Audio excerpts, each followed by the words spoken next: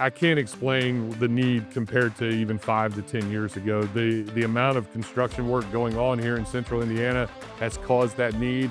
And it's caused us to look at how we've recruited and where we recruited and to expand that. That's what you see here today is an expansion of we've got to get our message out to more people. How do we do that? The whole intent behind the construction zone was to engage students who are already interested or have expressed an interest in construction. We received overwhelming response from the career centers because I think those CTE programs are desperate to find work-based learning and industry-specific programming for the students that they are already working with. Every educator I know at this point in time is swamped. The more that industry comes and contacts us, it takes a burden off of us to go find them. So like events like this are huge.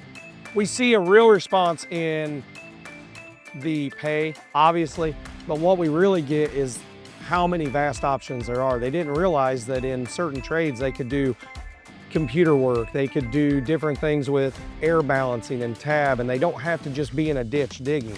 It's not what construction trades are anymore. We're advancing. If you look at today in this, at this construction zone, a lot of virtual reality and a lot of computer work and the advancements in technology, the response to that's just been overwhelming for those kids. And to watch a student walk around and learn from a couple different crafts and see him kind of come back to one booth later and go, yeah, I really like this one, let me dig in here. That's the exciting part. But they're also having conversation with skilled people in that profession. So they can ask those intimate types of questions that are really hard for teachers or administrators in the schoolhouse to answer. Who better to talk to about the trade than the tradesman who's doing it? Kids who are kind of growing up realizing that, hey, after high school, I gotta find something to do. The unions and construction really does set them up for the future. And especially like retirement and all that, like benefits and health insurance, and it's all great. It's coming from the union.